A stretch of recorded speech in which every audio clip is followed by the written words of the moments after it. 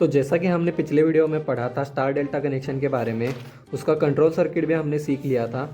फिर हमने बनाया था उसका पावर सर्किट। तो आज की वीडियो में हम देखेंगे सेंसर्स के बारे में। और चलिए वीडियो को स्टार्ट करते हैं। अभी हम बात कर लेते हैं सेंसर्स के बारे में। तो सेंसर क्या है? अ सेंसर इज अ डिवाइस और a component that detects and measures physical properties from its environment, then converts this information into data that can be read and interpreted। मतलब सेंसर जो है वो फिजिकल प्रॉपर्टीज़ को sense करेगा और उसका जो डेटा होता है वो रीडेबल फॉर्मेट में यानी कि करंट या फिर वोल्टेज की फॉर्मेट में एज अ आउटपुट हमको प्रोवाइड करेगा। तो ये हमारे फिजिकल पैरामीटर्स कौन कौन से हो सकते हैं? वो हो सकता है temperature, pressure, motion, light, proximity या फिर साउंड। तो अभी हम बात कर लेते हैं सेंसर्स के टाइप्स के बारे में। तो सेंसर के type according to signal output type, मतलब सेंसर के आउटपुट के टाइप के हिसाब से हमने यहाँ पर दो कैटेगरीज डिवाइड कर दी है, जो कि है डिजिटल सेंसर और एनालॉग सेंसर। तो अभी हम बात कर लेते हैं डिजिटल सेंसर्स के बारे में।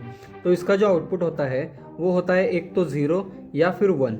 मतलब इसे आप ऐसे समझ सकते हो जैसे हमारा आउटपुट एक तो हाई रहेगा या फिर लो रहेगा, मतलब एक तो 1 या फिर 0। तो ये डिजिटल सेंसर्स कौन कौन से होते हैं? वो होते हैं हमारे proximity sensor, photo sensor, IR sensor, जिनमें या तो हमारा ऑब्जेक्ट वहाँ पे प्रेजेंट है या फिर वहाँ से एब्सेंट हो चुका है, मतलब वहाँ पे नहीं है हमारा ऑब्जेक्ट। तो अभी हम बात कर लेते हैं एनालॉग सेंसर्स के बारे में, जिसमें उसका आउटपुट जो होता है वो या तो वोल्टेज के फॉर्म में होगा या फिर करंट के फॉर्म में होगा। तो इसके कौन से टाइप्स होते हैं वो देखते हैं अभी, जिसमें आता है हमारा आरटीडी, थर्मोकपल, लेवल सेंसर और भी बहुत सारे हैं। बट यहाँ पर जो वोल्टेज के फॉर्म में हमको जो आउटपुट मिलता है वो या तो 0 वोल्ट होता है या फिर 10 वोल्ट होता है या फिर 0 वोल्ट टू -+10 वोल्ट होता है। और जो करंट के फॉर्म में आता है वो 4 milli ampere to 20 milli ampere तक होता है या फिर 0 milli ampere to 20 milli ampere तक होता है। तो ये हो गया एनालॉग और डिजिटल सेंसर्स के बारे में। तो अभी हम बात कर लेते हैं डिजिटल सेंसर्स के types according to digital signal. तो डिजिटल सेंसर्स के अंदर भी दो टाइप के सेंसर होते हैं। एक होता है हमारा पीएनपी सेंसर और दूसरा होता है हमारा एनपीएन सेंसर। तो पीएनपी सेंसर जो होता है वो होता है P for positive, N for negative, P for फिर से पॉजिटिव। और उसके बाद ये जो है ये एनपीएन यानी कि नेगेटिव, पॉजिटिव और नेगेटिव सेंसर, ऐसे दो टाइप होते हैं। तो जो पीएनपी सेंसर होता है उसका आउटपुट जो होता है वो 5 वोल्ट, 12 वोल्ट या फिर 24 वोल्ट डीसी सिग्नल होता है। और जो हमारा एनपीएन सेंसर होता है उसका आउटपुट 0 वोल्ट डीसी सिग्नल होता है। तो इन चीज़ों को याद करने के लिए आपको एक ट्रिक बताता हूँ। पी यानी कि पॉजिटिव यानी 5 वोल्ट, 12, 24 वोल्ट, और एन यानी कि नेगेटिव यानी कि 0 वोल्ट, ऐसे याद रखो तो आपको याद रहेगा। तो अभी बात कर लेते हैं types of sensors according to wire connections. तो जितने वायर्स होंगे उसके अकॉर्डिंग हमारे सेंसर्स के और भी टाइप्स होते हैं, जैसे 2 wire sensor, 3 wire sensor, 4 wire sensor, 5 wire sensor, 6 wire sensor. तो अभी हम बात कर लेते हैं 2 वायर सेंसर्स के बारे में। तो ये है हमारा 2 वायर सेंसर, जिसमें आप देख सकते हो एक इनपुट की वायर है और एक आउटपुट की वायर है, जिस वजह से इसे कहते हैं 2 वायर सेंसर। जिसके अंदर हमारा होता है एक ओपन स्विच। तो अगर हमारा सेंसर सेंस करता है तो ये जो है वो क्लोज हो जाएगा, जिसके बाद हमारा आउटपुट आ जाएगा। तो उसके बाद अभी हम बात कर लेते हैं 3 वायर सेंसर्स के बारे में, जिसमें हमारे 3 वायर्स होते हैं, 1, 2, 3। जिसमें हमारा पहला जो वायर है वो है ब्राउन वायर, फिर उसके बाद ब्लू, उसके बाद ब्लैक या फिर वाइट। तो ब्राउन वायर जो होती है वो हमारा पॉजिटिव वायर होता है, जो कि 24 वोल्ट डीसी सप्लाई को पास करता है। जिसके बाद ब्लू वायर जो होती है वो हमारी निगेटिव वाली यानी कि 0 वोल्ट डीसी वाली वायर होती है। जिसके बाद ब्लैक या वाइट अगर वायर होती है तो वो हमारी होती है आउटपुट की वायर, जिसमें अगर वो ब्लैक होती है तो वो होता है नॉर्मली ओपन, या फिर अगर वाइट होता है तो नॉर्मली क्लोज। तो अगर हम ब्राउन वायर से 24 वोल्ट डीसी सप्लाई हमारे सेंसर को दे रहे हैं, जिसके बाद अगर हमारा सेंसर सेंस करता है और वायर हमारी ब्लैक होती है तो हमें यहाँ पर 24 वोल्ट डीसी मिलता है। बट हमारा सेंसर जब कोई सेंस नहीं कर रहा किसी चीज़ को तो हमारे ब्लैक वायर में कोई आउटपुट नहीं आता है। बट अगर ये वायर वाइट होती है तो सेंसर ने जब हमारे कोई भी चीज़ डिटेक्ट नहीं करी तब भी हमें 24 वोल्ट डीसी सप्लाई मिल रहा होता है। बट जब हमारा सेंसर किसी चीज़ को डिटेक्ट करता है तो वो सप्लाई जो है वो ब्रेक हो जाता है और वो बन जाता है नॉर्मली ओपन। फिर हमें वाइट वायर में 0 वोल्ट डीसी सप्लाई मिलती है। जिसके बाद अभी हम बात कर लेते हैं 4 वायर सेंसर्स के बारे में, जिसमें आते हैं 4 वायर, 1 2 3 4, जिसमें एक होता है हमारा ब्राउन वायर जो कि 24 वोल्ट डीसी सप्लाई देगा हमारे सेंसर को। फिर आता है ब्लू वायर जो कि है 0 वोल्ट डीसी सप्लाई, यानी कि वो जो है वो हमारा निगेटिव वायर है या फिर निगेटिव टर्मिनल को जाने वाला वायर है। फिर उसके बाद आता है एक ब्लैक वायर, फिर आता है एक वाइट वायर। तो वाइट और ब्लैक के बारे में तो अभी हमने यहाँ पे पढ़ ही लिया है, जिसमें ब्लैक जो होता है वो नॉर्मली ओपन होता है और वाइट जो होता है वो नॉर्मली क्लोज सप्लाई देता है। तो जब भी हम 24 वोल्ट सप्लाई देंगे इस सेंसर को तो हमारा वाइट वाला जो वायर है वो ऑन ही रहेगा।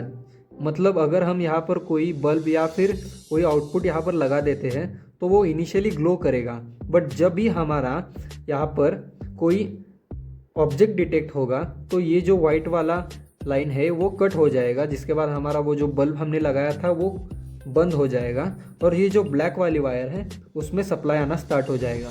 इसके बाद वो वाला जो बल्ब होगा इसके सामने जो लगा होगा वो ऑन हो जाएगा। तो ये होता है ब्लैक एंड वाइट के बीच में डिफरेंस।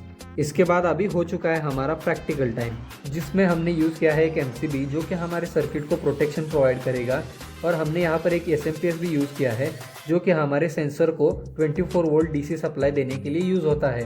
तो ये जो एमसीबी का कनेक्शन है वो हमने एसएमपीएस के साथ कर दिया है, और एसएमपीएस से जो पॉजिटिव और निगेटिव टर्मिनल्स आ रहे हैं वो हमने ब्राउन और ब्लू वायर को दे दिया है। इसके बाद हमने यहाँ पर ये जो 3 वायर सेंसर यूज़ किया है उसका आउटपुट वायर जो है वो ब्लैक है, यानी कि येलो है, जिसका मतलब हमारा लैंप जो है वो इनिशियली ग्लो नहीं करेगा, बट जब भी हम इस सेंसर के आगे कोई भी ऑब्जेक्ट लाएंगे तो हमारा सेंसर जो है वो उसे डिटेक्ट करेगा, जिसके बाद हमारा लैंप जो है वो ग्लो करना स्टार्ट करेगा। तो ये था हमारा प्रैक्टिकल फर्स्ट। जिसके बाद अभी हम बात कर लेते हैं दूसरे प्रैक्टिकल के बारे में। तो अभी हम बात कर लेते हैं दूसरे प्रैक्टिकल के बारे में, जिसमें हमने यूज़ किया है एक एमसीबी, एसएमपीएस और 3 वायर सेंसर। जिसके बाद हमने यहाँ पर यूज़ किया है एक रिले और एक कॉन्टैक्टर। तो ये जो कॉन्टैक्टर है वो हमारे 3 फेज़ इंडक्शन मोटर को कनेक्ट होगा, जो कि मैंने यहाँ पर नहीं बनाया, बट आप अज्यूम कर लो कि हमने यहाँ पर एक मोटर कनेक्ट किया है।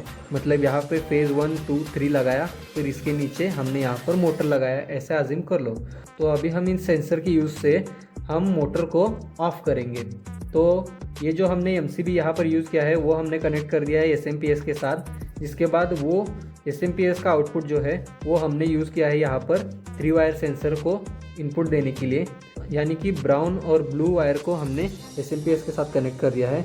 इसके बाद ये जो 3 वायर सेंसर है उसका हमने ब्लैक वाला वायर लिया है जो कि होता है येलो, उसको हमने कनेक्ट कर दिया है रिले के कॉइल के साथ। जिसके बाद अभी हम बात कर लेते हैं कॉन्टैक्टर के कनेक्शन के बारे में, जिसके लिए हमने ये जो फेज़ लिया है वो हमारे रिले के थ्रू हमारे कॉन्टैक्टर के कॉइल को आ रहा है, जो कि यहाँ पर A1 के साथ कनेक्टेड है, और A2 जो है वो हमारा जाके डायरेक्ट कनेक्ट होता है न्यूट्रल के साथ। तो जब भी हमारा रिले जो है वो रेस्ट कंडीशन में या फिर विदाउट ऑपरेटेड है तो हमारे कॉन्टैक्टर के कॉइल को सप्लाई आ रही है, बट अगर हमारा ये जो रिले है वो ऑपरेट कर जाता है तो हमारा ये जो कॉन्टैक्टर का कॉइल है वो ऑफ हो जाएगा, क्योंकि ये सप्लाई जो है वो यहाँ से ब्रेक हो जाएगी, फिर हमारा कॉन्टैक्टर जो है वो ऑफ हो जाएगा।